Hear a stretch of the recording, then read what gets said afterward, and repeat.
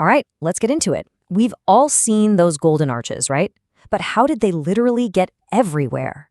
Well, today, we're cracking open a pretty amazing case study from 2007 that basically lays out the secret playbook for how McDonald's took over the world.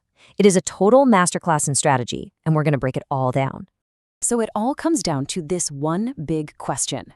How in the world did a single American fast food spot become one of the most recognized brands on the entire planet?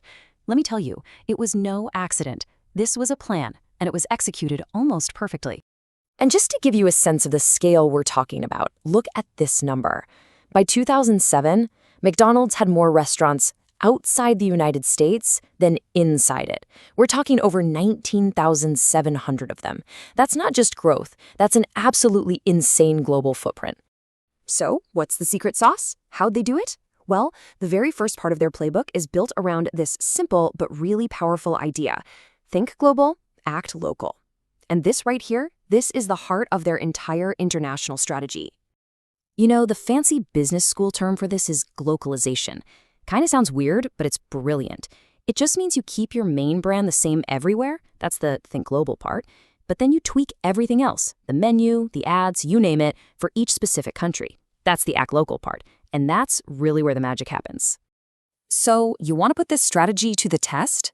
Look no further than India. It's a massive market, right? But it posed a huge challenge for McDonald's. I mean, when 80% of the people there don't eat beef because cows are considered sacred, your main product, the Big Mac, is pretty much dead on arrival. So what do? Well, this was their solution. Instead of just giving up on the concept, they adapted it. So out go the beef patties and in come lamb patties. They kicked up the spice to match the local flavors, and the result? The Maharaja Mac. It is the perfect, and I mean perfect, example of globalization in action. Okay, but now let's jump over to China, where that same act local idea took them in a totally different direction. Here, their research showed that consumers actually wanted to feel more Western. So instead of changing the beef, McDonald's leaned into it. They sold it as a luxury item. They even ran these ads that suggested it was, get this, sexy. It just goes to show this was not a one-size-fits-all plan. It was custom fit for every single culture. But look, a great menu is one thing, but it's not enough. Part 2 of the playbook was all about the people. You can't just conquer the world without an army, right? And McDonald's built theirs by investing in a local, people-powered engine. They literally built their teams from the ground up in each country. They hired local managers who knew the culture, who could cut through all the red tape. They invested a ton of money in training, even sending Russian managers to special hamburgology institutes.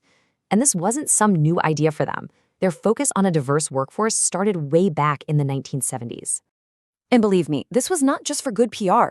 This quote right here from the president of the Hispanic Association on Corporate Responsibility really says it all. She said their commitment to inclusion gave them a real competitive edge. It makes sense, right? By reflecting the communities they served, they understood their customers better than anybody else. Okay, so they had the right products, they had the right people. But then, in the early 2000s, the company faced probably its biggest threat ever, one that really challenged who they were and forced them into a simple choice: adapt or die. The new big bad wolf was the health craze. All of a sudden, fast food was public enemy number one. And as people started reaching for healthier food, McDonald's sales and profits, well, they hit a brick wall, and they started to fall fast. I mean, just look at this chart from the case study. That red line, that's their net income. Between 2000 and 2002, it took an absolute nosedive. The company was in serious trouble. Their playbook, the one that had worked for decades, was suddenly failing. But then, they did what they do best. They adapted. Just like they localized the Big Mac for India, they localized their entire menu for this new health-conscious world. They rolled out grilled chicken, salads, fruit snacks, and just look at the result. From 2003 to 2004, sales growth came roaring back. It was a total flip, not a flop, and it proved their whole model of adaptation was still as powerful as ever. So this brings us to the crucial payoff. All of these moves, the globalization, the local hiring, adapting to health trends, they weren't just about selling more burgers. Nope, they were all feeding into one ultimate goal: creating this unbreakable loop of customer loyalty. And the case study makes a really brilliant point here. See, customer satisfaction just isn't enough. Get this, up to 80% of customers who switch to a competitor say they were satisfied. So true loyalty, the kind that really grows a business, isn't about just getting the order right. It's about how you make the customer feel. And according to the research, that feeling is built on 4 key things. First, seamlessness, just making it super easy.